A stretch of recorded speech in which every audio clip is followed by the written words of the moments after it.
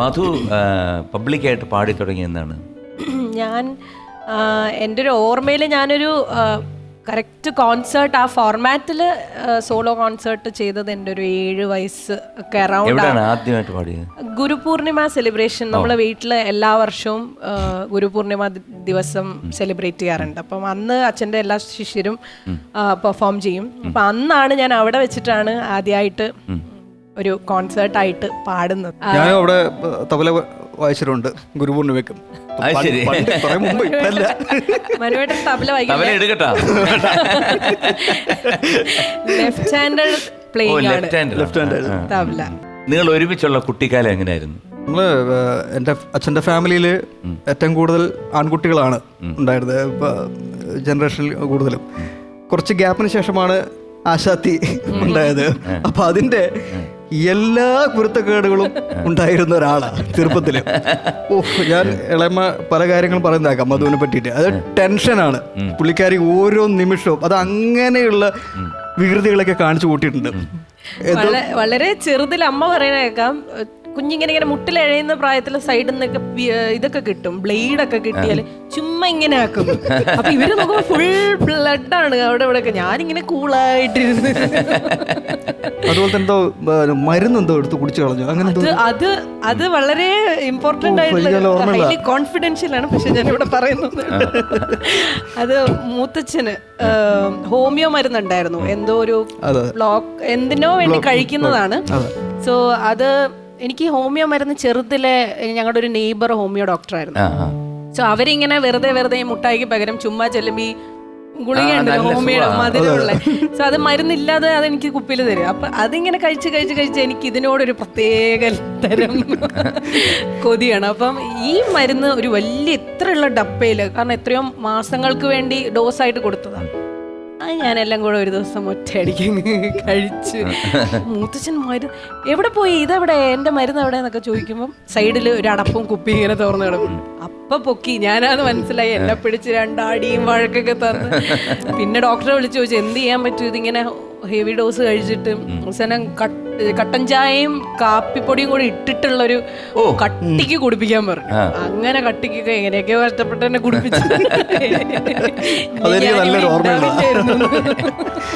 അതുകൊണ്ട് ഒരുപാട് ഇതുപോലുള്ള ഒരുപാട് വികൃതികൾ കേട്ട് എൻ്റെ അനുഭവത്തിൽ ഞാൻ നേരിട്ടുണ്ട്. പക്ഷേ ഉണ്ടോ? ഇപ്പൊ ഇല്ല, ഇപ്പൊ കട്ടൻ ചായക്ക് പകരം. ഓ അങ്ങനെയാണോ?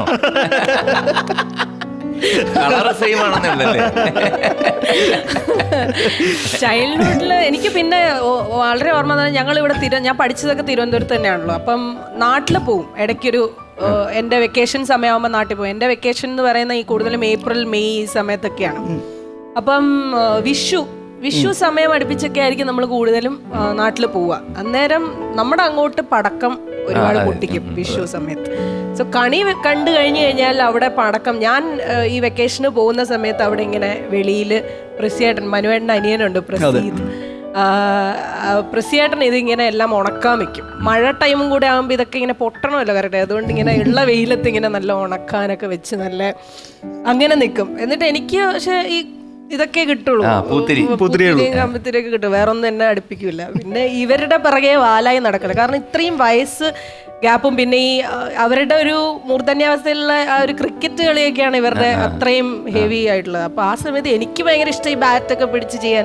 എന്നെ കൊണ്ടത് പൊക്കിയാവൂല്ല, പക്ഷെ എന്നാ തന്നെ എനിക്ക് ബോളെങ്കിലും എറിയാൻ തരും. ഇവർ എന്നെ ഉറക്കി കിടത്തുന്ന സമയത്തും എന്നെ കാണാതെയൊക്കെ ഒളിച്ചൊക്കെ പോയി ഇവർ രണ്ടുപേരും ക്രിക്കറ്റ് കളിക്കാം. പക്ഷെ ഞാൻ കണ്ടുപിടിക്കും, ഇതിന്റെ വീടിന്റെ ബാക്കിലൊരു പറമ്പുണ്ട്, അവിടെ അവർ ക്രിക്കറ്റ് കളിക്കും. അങ്ങനെയൊക്കെയുള്ള ഒരുപാട് നല്ല നല്ല ഓർമ്മകൾ അല്ലേ? ഓർമ്മകൾ. അപ്പൊ എന്തായാലും ഇത്രയും ടെൻഷൻ ഉള്ളപ്പോഴത്തേക്ക് പരീക്ഷയ്ക്ക് പോലും ഇത്രയും പഠിച്ചിട്ടില്ല, ഒരു പാട്ട് അങ്ങോട്ട് പാടൂ.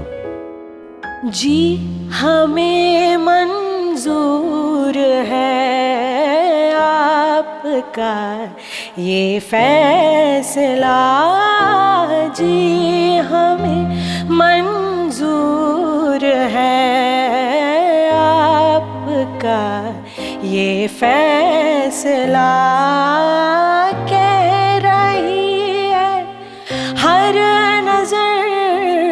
बंदा परवर शुक्रिया हंस के अपनी जिंदगी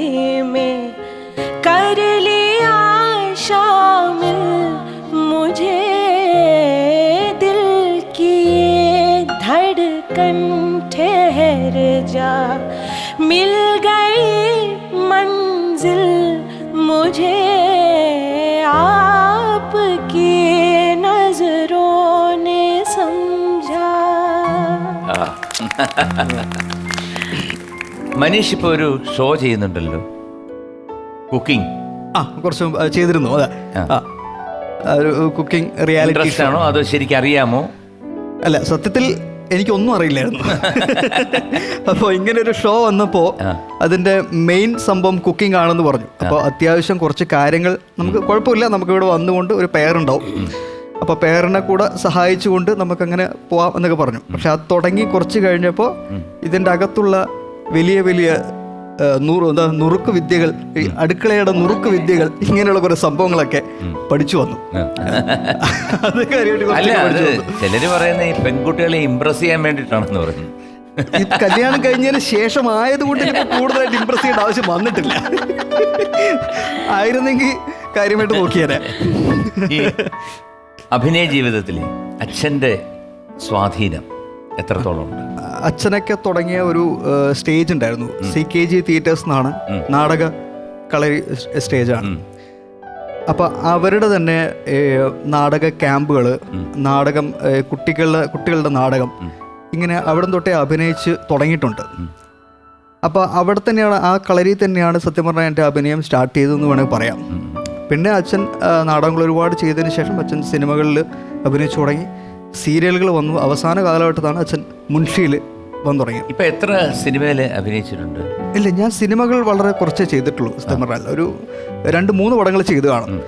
കൂടുതലും സീരിയൽസ് ആണ് ഇപ്പോൾ ചെയ്തുകൊണ്ടിരിക്കുന്നത്. കാരണം സീരിയൽ കണ്ടിന്യൂസ് ആയിട്ട് ദൈവം സഹായിച്ച് ഇങ്ങനെ കണ്ടിന്യൂസ് ആയിട്ട് വരുന്നതുകൊണ്ട് സിനിമകളിലേക്കുള്ള ഒരു ചാൻസുകൾ വളരെ റയറാണ്. അത്രേ ഉള്ളൂ. തീർച്ചയായും അഭിനയത്തിൽ അങ്ങനെ വേർതിരിവൊന്നുമില്ല. പക്ഷെ ഞങ്ങൾക്ക് അഭിനയിക്കാനുള്ള ചാൻസ് വന്നിട്ടില്ല സിനിമയിൽ. വരട്ടെ, അതല്ലേ. ഇത് നിലനിൽപ്പിന് വേണ്ടിയിട്ടുള്ളൊരു ശ്രമമാണോ അതോ? അങ്ങനെ ഇല്ല. എനിക്ക് ഞാനിപ്പോ ട്രൈ ചെയ്യുന്ന പാട്ടൊക്കെ എനിക്ക് ഗസലാണ് ബേസ്. അതെ. പക്ഷെ ഇപ്പൊ നാടൻ പാട്ട് പാടുന്നു എന്ന് വേണ്ട, ബാക്കിയുള്ള എല്ലാ ജോണറിലുള്ള പാട്ടുകളും പാടാൻ ശ്രമിക്കുന്നുണ്ട്. അതെ, ഞാനത് ആ പാട്ടിനെ ജോണറായിട്ട് കണ്ടുകൊണ്ട് പാടുന്നതല്ല. അതിന്റെ ആ ബ്യൂട്ടിയും ആ ഫ്രേസും അതിന് കൊടുക്കാൻ പറ്റുന്ന എക്സ്പ്രഷൻ നമ്മൾ കൊടുത്ത് പാടുമ്പോൾ അതങ്ങനെ ആയി വരുന്നതാണ്. ഞാനത് എനിക്കിഷ്ടമുള്ള കൈൻഡ് ഓഫ് തന്നെയാണ് ഇതുവരെ ഞാൻ പാടിയിട്ടുള്ളതൊക്കെ. എനിക്കിഷ്ടം ഉണ്ടായിട്ട് ഞാൻ പാടിയതാണ്. ഒരുപാട് നല്ല കോമ്പോസിഷൻസ് തന്നെയാണ് ഞാൻ പാടിയിട്ടുള്ളതൊക്കെ. പക്ഷെ ഈ പറഞ്ഞ പോലെ ഞാൻ ഈ ജോണർ ആദ്യം ശ്രദ്ധിച്ചിട്ടല്ല പാടുന്നത്. ആ പാട്ടിൻ്റെ ആ വരികളും ആ ട്യൂണും ഡിമാൻഡ് ചെയ്യുന്ന എന്ത് എക്സ്പ്രഷനാണോ അതവിടെ കൊടുത്തു പോകുന്നു. എന്ത് പാട്ട് തരുന്നു അത് പാടുന്നു. അതാണ് അതിന് വേണ്ടുന്ന രീതിയിൽ അത് എന്താ പറയാ, അത് എക്സ്പ്രസ് ചെയ്യുന്നു, കമ്മ്യൂണിക്കേറ്റ് ചെയ്യുന്നു എന്നുള്ളത് മാത്രമേ. സോ പൂച്ചക്കണ്ണുള്ള ആൺകുട്ടി ഗുണവും ദോഷവും ഉണ്ടല്ലേ? അതോ ഗുണം മാത്രമേ ഉള്ളൂ അതോ ദോഷം മാത്രമേ ഉള്ളൂ? അല്ല, ആദ്യം പറഞ്ഞാണ് കറക്റ്റ്. ഗുണവും ദോഷവും ഉണ്ടായിട്ടുണ്ട്. അത് ഇൻഡസ്ട്രിയിൽ ഇപ്പം ഈ കണ്ണുള്ള മെയിൽ ആക്ടേഴ്സുകൾ ഇല്ല എന്ന് തന്നെ വേണമെങ്കിൽ പറയാം. ഇപ്പം പുതിയതായിട്ട് ആരെങ്കിലും വന്നു എന്ന് എനിക്കറിയില്ല. പക്ഷെ എനിക്ക് എൻ്റെ ഇതുവരെയുള്ള എൻ്റെ കൂടെ അഭിനയിച്ച ആർട്ടിസ്റ്റുകളൊക്കെ നോക്കുകയാണെങ്കിൽ എന്ത് പറയും, പെൺകുട്ടികളൊക്കെ എന്ത് പറയും, ചേട്ടൻ്റെ പൂച്ചക്കണ്ണ എനിക്ക് ഇഷ്ടമാണെന്ന് പറയോ? അങ്ങനെ ഒരുപാട് പേര് 90% പറഞ്ഞിട്ടുണ്ട്.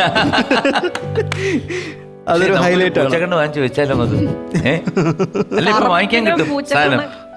അല്ല, അതാ ഞാൻ പറഞ്ഞ ആ ദോഷവശം വേണമെങ്കിൽ ഒരു ലെൻസിൽ ഒരു ലെൻസ് എടുത്ത് വെച്ച് കഴിഞ്ഞാൽ നമുക്ക് വിടാം. അല്ല, ഞാൻ ഈ പറഞ്ഞ ലെൻസിന്റെ കാര്യം പറയുമ്പോൾ ഞാൻ ഓപ്പോസിറ്റ് ബ്ലാക്ക് ഞാൻ വെച്ചോ. ബ്ലാക്ക് ചേരുന്നില്ല, അത് ചേരുന്നില്ല. അതെന്തോ എനിക്ക് തന്നെ അത് റെയറാണല്ലോ. ബ്ലാക്ക് ആരെങ്കിലും ചൂസ് ചെയ്യാന്ന് പറയുന്നത് വളരെ റെയറാണ്.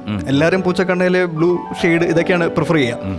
അപ്പം ഞാനിതുപോലെ എനിക്കൊരു ഓപ്പോസിറ്റ് ചെയ്യണം എന്ന് വിചാരിച്ചിട്ട് ഞാൻ ഓർഡർ ചെയ്ത് വരുത്തി ഞാൻ വെച്ച് നോക്കിയപ്പോൾ ഈ ചില സിനിമകളിൽ ഈ വിക്രം ഒരു സിനിമകളിൽ ഏതോ ബ്ലാക്ക് കൊണ്ട് വെച്ചിട്ട് ഒരു പ്രത്യേക ബ്ലാക്ക് ഇല്ലേ, ഒരു ഡാർക്ക് ബ്ലാക്ക് അതുപോലെയൊക്കെ. അപ്പൊ അത് ചേരില്ല എന്ന് തോന്നി എടുത്തങ്ങ് മാറ്റി. പിന്നെ നമ്മളെ തന്നെ മതി, ദൈവം ഒന്ന് തന്നിട്ടുണ്ട്, അത് വെച്ച് നമ്മൾ സുന്ദരമായിട്ട് പാകും. അത് മതി.